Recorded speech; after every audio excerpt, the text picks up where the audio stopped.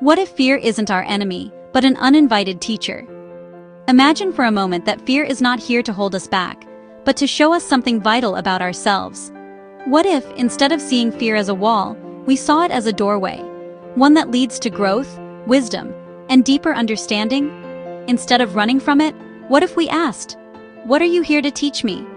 When we pause and listen, fear often reveals the places where we care the most, where our dreams and values live.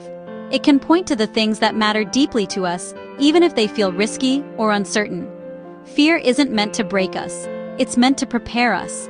It sharpens our senses, focuses our attention, and reminds us that we're alive. Every challenge we face, every mountain we climb, is made meaningful by the presence of fear.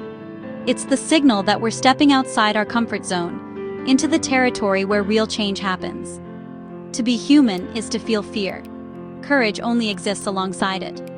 The bravest people aren't those who never feel afraid. They're the ones who move forward anyway, carrying their fear with them. In moments of uncertainty, fear is a companion, not a curse. When we see fear as a guide, it points us to what matters most: our dreams, our need for connection, our desire to grow. It's a compass, showing us where we long to go, even if the path is unclear. Fear can highlight the opportunities that are most meaningful, the ones that will shape who we become. That knot in your stomach before a big moment? It's not always danger. It's often the sign you're on the edge of something important. It's your body's way of saying, "Pay attention, this matters." Sometimes the greatest breakthroughs come right after the moments that scare us the most. The real work is learning to walk with fear, not letting it drive. We don't have to let fear make our choices for us. Instead, we can acknowledge it, thank it for its concern, and keep moving forward. Each step we take, even if it's shaky, is a victory over the part of us that wants to stay safe and small. Thank your fear for trying to protect you, then step forward anyway. Growth happens when we act, not when we wait for fear to disappear. Every time we choose to move ahead, we build resilience and self-trust. Fear is not weakness. It's proof you're alive and reaching for more. It's a sign that you care, that you're invested in your own story. The presence of fear means you're stretching, learning, and daring to imagine a bigger life.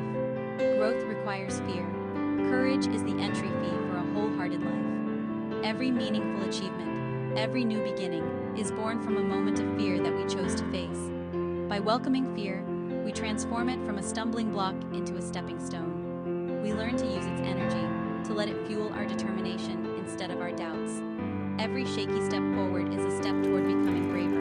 When we honor our fear and move forward anyway, we discover just how strong, capable, and courageous we truly are.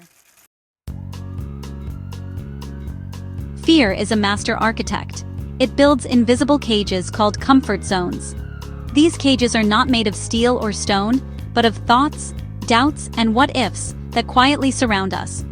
They're so subtle, we often don't even notice the walls going up around our dreams and ambitions. We convince ourselves we're safe, but really, we're confined by our own anxieties. The comfort zone feels warm and familiar, but it's also a place where growth slows and possibilities fade. We trade adventure for predictability and excitement for routine. Fear whispers, "Don't try, you'll fail." It tells us to stay put, to avoid embarrassment, to never risk disappointment. It's a voice that grows louder every time we listen, until it drowns out our hopes. Stay quiet. You're not enough. Fear convinces us that our ideas aren't worth sharing, that we don't belong, that we should blend in rather than stand out. It isolates us, even in a crowd. Each time we let fear decide, our world shrinks a little more. We avoid risks, hide our true selves, and settle for less. The boundaries of our lives become smaller, and our dreams seem further away. Our creativity and connections fade, all in the name of safety. We stop expressing ourselves, and our relationships become shallow. The cost of comfort is often our own potential. But here's the secret: the cage was never locked. The door has always been open, waiting for us to notice. The limits we feel are often self-imposed, not real barriers. Recognizing our self-imposed limits is painful, but it's also liberating. It means we have the power to change, to step beyond what we thought was possible. Self-awareness is the first step toward freedom. If we built the cage, we can dismantle it. Every small act of courage chips away at the walls. Every time we challenge our fears, we reclaim a piece of our world. Freedom starts with one brave choice at a time. It's not about erasing fear, but moving forward despite it. Each step into the unknown expands our world. Step outside, even if your voice shakes. Growth happens when we act in spite of fear, not in its absence. Courage is built one moment at a time. The world is bigger than your comfort zone. You hold the key, unlock the door, and discover just how far you can go. Fear isn't a flaw, it's a survival tool, hardwired into our brains. The amygdala, our internal alarm, reacts instantly to threats, real or imagined. This triggers the fight, flight, or freeze response. Heart racing, senses sharpening, body on high alert. In modern life, the same system that once saved us from predators now fires up over emails and awkward conversations. Our bodies react as if we're in danger, even when we're just nervous. Understanding this helps us step back. This is my brain protecting me.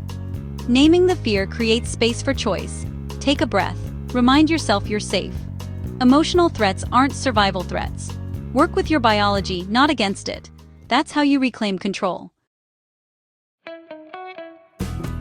The story we tell ourselves about fear shapes our lives.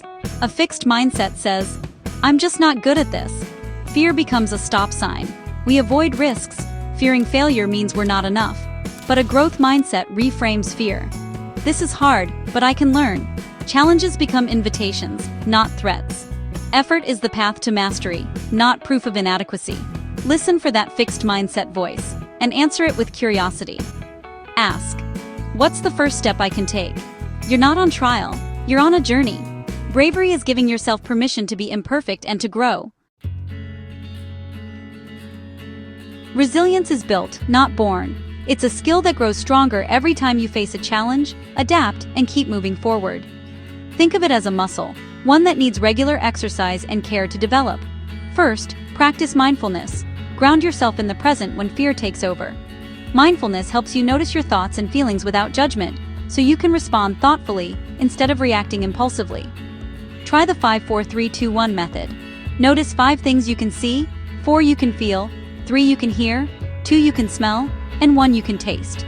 This simple exercise can quickly calm your mind and bring you back to the here and now, especially when anxiety or fear feels overwhelming. Second, get clear on your values. Let them guide you when fear clouds your path. Take time to reflect on what truly matters to you. Write your values down, revisit them often, and let them be your compass when you're unsure which way to go. Before a scary step, connect with the value calling you forward. Ask yourself, which value am I honoring by doing this?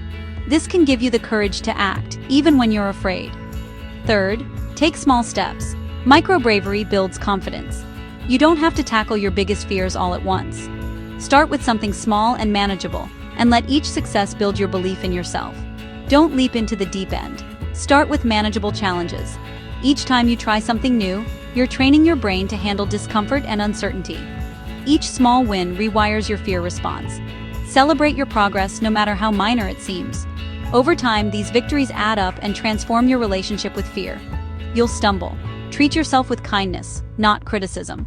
Remember, setbacks are part of the process. Speak to yourself as you would to a friend who's struggling. Ask, "What did I learn?" instead of, "Why did I fail?" This shift in perspective helps you grow from every experience, turning mistakes into valuable lessons. Self-compassion is the foundation of resilience. When you treat yourself with patience and understanding, you create a safe space to try, fail, and try again. Keep stepping into the arena, one brave act at a time. With each step, you're building a more resilient, courageous version of yourself, ready to face whatever comes next. The journey from fear to resilience is a transformation. At first, fear pulls our strings. We react, we retreat. But awareness is the first cut of the puppet strings. We notice the pull, and in that space, courage is born. Each act of bravery weaves resilience into our lives. Speaking up, trying new things, asking for help, these are the threads. When we meet failure with compassion, we grow stronger. Resilience is the muscle memory of courage. True freedom isn't the absence of fear, but the ability to act anyway. We step out of our cages and into our potential. Our cracks become gold, proof of our growth. We've explored fear, its cages, and the tools to break free. Now the invitation is yours. What fear is holding you back? Name it. Acknowledge its power, then feel your deeper strength, your values, your spirit. Your fear points to your next act of courage. The world doesn't need you to be fearless, just brave. We grow in connection. Share your story with those who've earned your trust. When we speak our fears, they lose their grip. Find your people. Start the conversation. In shared vulnerability, we find courage. Choose courage over comfort. Wholeheartedness over hiding. Embrace fear as your teacher. Rise strong and share your light. Your courage will guide others out of the dark.